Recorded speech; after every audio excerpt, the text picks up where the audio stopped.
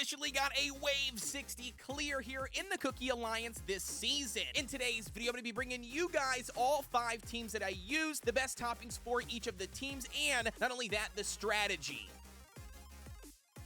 Already diving into all 5 teams. For team number 1, we've got Wildberry and Purple Yam in the front, Eclair in the center, Pure Vanilla Cookie, and Cream Unicorn in the back. We've got the Old Pilgrim Scroll, the Scythe, and then also the Jelly Watch. When it comes to the overall toppings, we got Wildberry Cookie running on a full solid almond set, literally just stacking up as much damage resistance as you possibly can. Purple Yam as well is running a full solid almond set, once again stacking up as much damage resistance as we possibly can. A little bit of cooldown here also isn't bad for Purple Yam. Eclair Cookie is going to be running a full solid almond set as well. This one here, we're going to be making sure we at least achieve the 7% for the overall cooldown, and then the rest of it just stacking up as much damage resistance as we possibly can to aid in their survivability.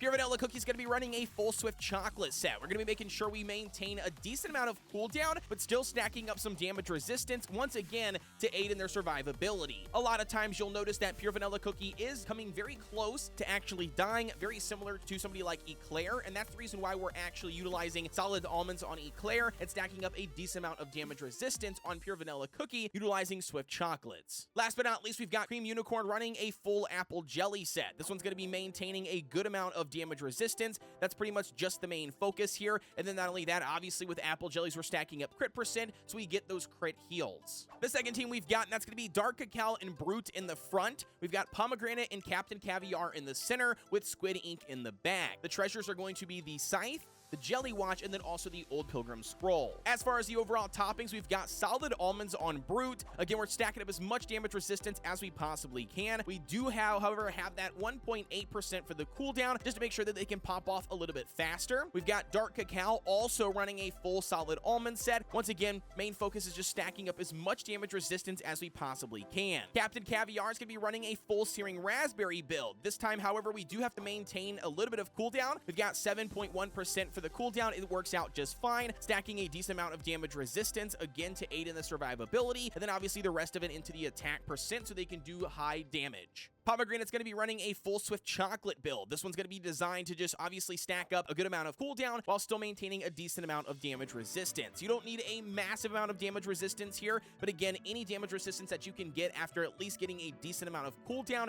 obviously is going to be ideal. And then last but not least, Squid Ink's going to be running a full Searing Raspberry build. Again, we're just trying to make sure that we stack up as much attack as we possibly can. We've got 7% for the overall cooldown, and I find that this works out perfectly. Team number 3 here is going to be running Financier in the front. We've got Alphagato and Oyster Cookie in the center, and then we've got Almond and Rye Cookie in the back. The treasures this time are going to be a little bit interesting. We've got the Old Pilgrim Scroll, the Paper Charm, and then also the Lollipop. As far as the toppings, Financier is going to be running a full Swift Chocolate build. We're trying to maintain at least 17, I think, 0.3% for the overall cooldown. Obviously, we've got 18 here. It worked out just fine. We've got 16.9% for damage resistance. Alphagato Cookie, I literally have not swapped this since last season. Literally running a mixed set, and this is also my guild set. We've got 2 Apple Jellies and 3 Searing Raspberries. Again, our main focus here is just stacking up the crit percent, a little bit of damage resistance to aid in their survivability. 2.6% for the cooldown is not really needed, and then obviously a decent amount of attack. For Oyster Cookie, we're going to be running 4 Searing Raspberries and 1 Swift Chocolate. This is going to be at least achieving the 11.3% that we need to maintain a decent, 3 soldiers, I believe. And then we've also got the rest of that just being pumped into the overall attack to aid in them doing more damage. Rye Cookie's going to be running a full Searing Raspberry build. Again, the main focus here is just stacking up as much damage as we possibly can. We did run this with 4.9% for cooldown. I have not tried this without that,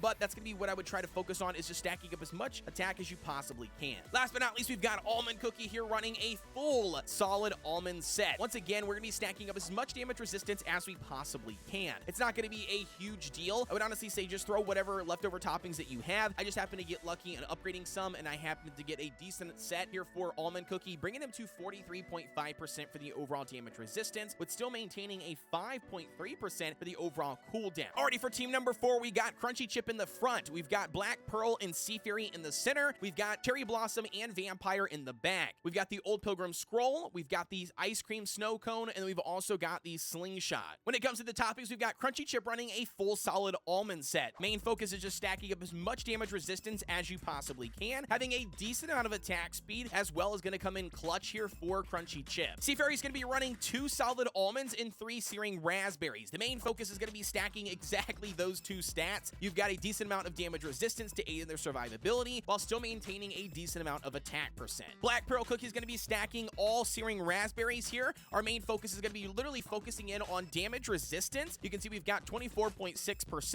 and then obviously naturally with them being searing raspberries, we're going to get a decent amount of attack. Cherry Blossom, as always, is going to be running an apple jelly set based on her crit. We got 8.7% for the overall cooldown, 3.7 for the attack speed, 4.3% for the damage resistance. Ideally here, again, we're just main focusing is going to be trying to get the crit percent, the decent amount of cooldown. And for Vampire, for this team, we're going to be running 4 searing raspberries and 1 swift chocolate. The main focus here is going to be decent amount of cooldown. I think it's like 10.8% or something like that for the cooldown. We're going to be rocking 11.2 with a 5.8% damage resistance. And the last team here I'm going to be using is Madeline and Kumiho in the front. We've got Lilac and Caramel Arrow in the center with Mint Choco in the back, aka the Speed Comp. We've got the Insignia, the Rogue Treasure, and then also the Old Pilgrim Scroll. Now, when it comes to the toppings here, there's actually 3 different things you got to keep in mind. We need to make sure that we have Kumiho and Caramel Arrow having the highest amount of attack speed on the team. We want to make sure that these 2 units receive the Robe Treasure buff. The third unit, and that's going to be Madeline here, you want to make sure that Maddie has the 3rd highest attack speed. Reason being is if one of your other cookies end up dying, you want to make sure that Maddie then takes the Robe Treasure, and that's going to be the reason why you want these 3 to be the highest attack speed on the team, with Kumiho and Caramel Arrow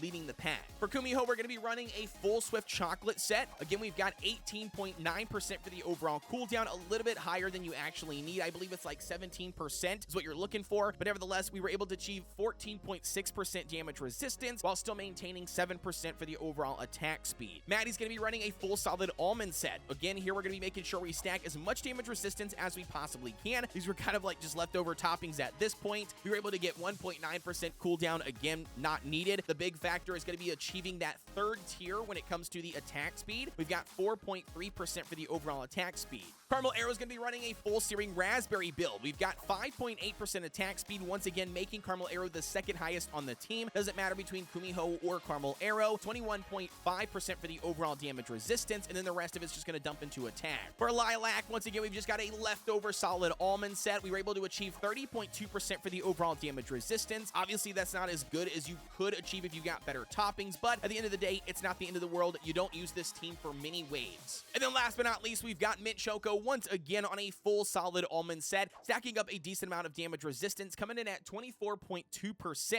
Again, ideally, we just want to make sure that no other cookie has any attack speed that's competing with these 3 on the left-hand side. Kumiho, Caramel Arrow has the highest attack speed, 3rd being Maddie in case if one of the other 2 die.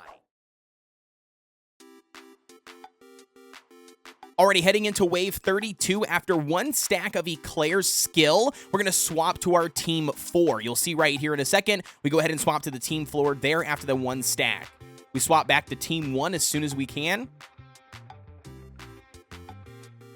And right as we're about to kill Tiger Lily is when we want to make that swap to Team 3 on Wave 36. Like, literally, right as we're about to kill her, we want to swap over to 36 before we get to the Onion Boss. Swap back to Team 1 after we get to Wave 39. Alrighty, and then for Wave 40, once again, we're going to be swapping after 1 stack of Eclair's skill. You'll see here in a second. Again, this is sped up, but right here, 1 stack of Eclair's skill. Then we'll swap to Team 4 once again.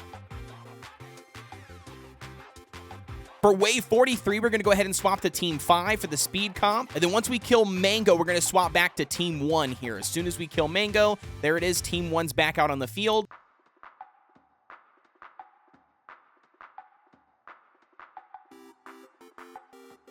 Alrighty, once again, right here, right as we're about to kill the Tigers, as soon as we finish killing them, before we move on, we're going to swap to Team 3 for Wave 48. We're going to go ahead and swap back to Team 1 the moment we possibly can after Wave 48.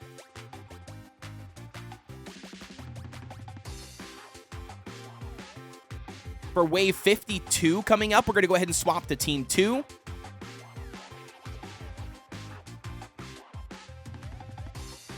Wave 54, we're back to Team 1.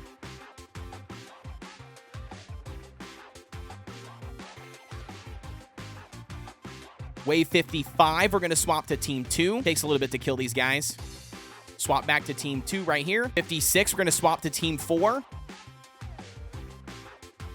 57 through 59, we're reverting back to team 1.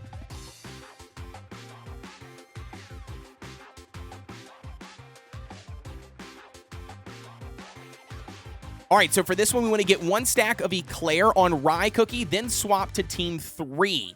All right, so again, 1 stack, swap to team 3 immediately. As you can see here, we did lose Oyster early on and Financier, so this was kind of a botched run, unfortunately, so we had to swap back to team 1, obviously, to finish off Rye. But ideally, your team 3 should be alive to be able to kill off Rye Cookie.